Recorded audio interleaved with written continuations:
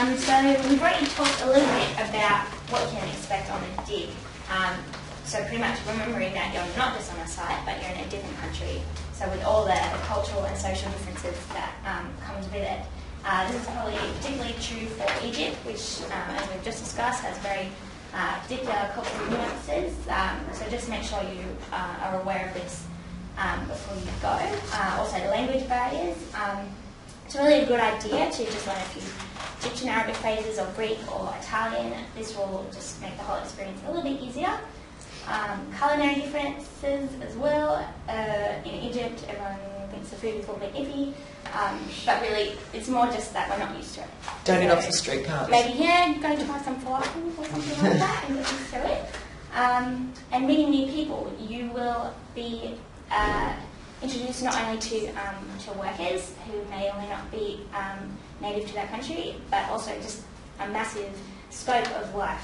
So just be prepared for everything that's going to be thrown at you, and it'll make the dig a lot more enjoyable. Also, another big thing is funding. These figures here are big ballparks. It really depends on the exact site that you are going to and your own spending habits. Egypt, roughly 4,000 to 5,000. This is mostly made up of flights, so book early so you get good deals. Accommodation really depends on where you're going. Luxor, for instance, we live in a private apartment, so that reduces the cost a lot, but you are paying for your own food, so, while in the other digs they stay in hotels, so vice versa. Extras, so taxi ride and all sorts of things like that. A great thing about Egypt, which we inspire you all to go, is that you should, as a member of a team, get what they call a Tazria, which is like a ticket to most of the great sites, so it's like a free pass. So that's definitely a cost-reducing thing. And bakshish, anyone know what that is? yeah. So it's the tipping system they have over in Egypt. It's not based necessarily on the quality of service. It's like an obligation. It's how people make their money, and it can take up quite a bit of your budget. So be aware of that. And then for nearest and Mediterranean options, it's a little bit higher. Because a lot of these things are in Europe, like the euro, it's a bit more expensive than the Egyptian pound. And also, if you're going with a different university, you'll be required to pay tuition fees on top of accommodation, food, and extras. And as Nicole mentioned earlier, there is some funding assistance available. Macquarie International has a travel grant. So around $2,000. You can apply for that twice in your whole academic career, and make sure you put in your claim as early as possible because it's Macquarie Uni and it takes a while to process. You've also got in your handouts listed MAHA, that's the Macquarie Ancient History Association.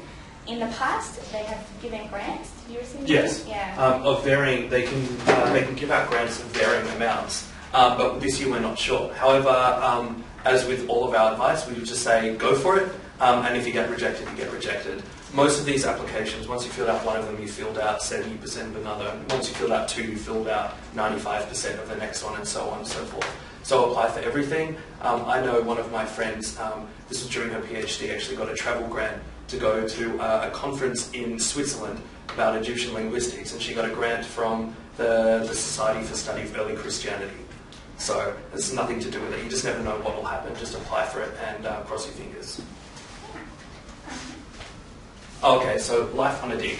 So Helwan, where do you live? Helwan is of course a suburb of Cairo.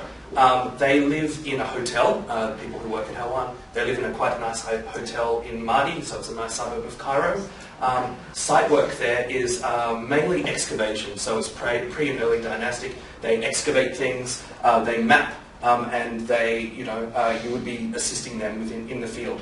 A lot of some of the other work that they do is working within a magazine. So once artifacts and things are being excavated, you've got to work in a magazine to process them.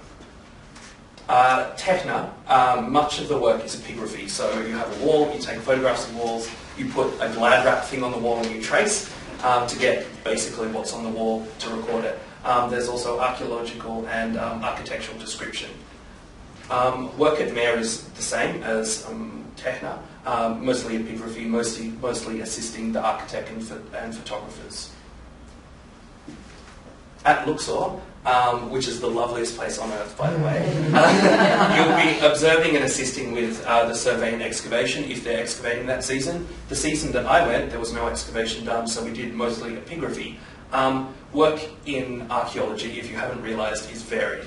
Sometimes you'll be digging things up, sometimes you'll be sitting around making sure that your tomb doesn't collapse. Sometimes you'll be literally waiting for nothing. It's really, really varied.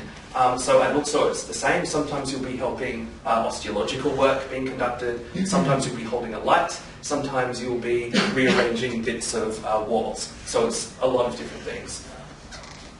Okay. And with your nearest Mediterranean options, it really depends on where you're going. Just make sure you scope out what the actual aim is of your dig is before you apply. If you're not interested in doing survey, then don't apply for a survey project. So the range of work, trench work, that's excavation, artefact work, so maybe small finds and pottery, ecofact work, so maybe an environmental archaeology site, or you might be working with bodies. If that's not your thing, then stay away from that kind of dig. And as I said, survey, where you'll be working with technologies such as theodolites, distos, things like that.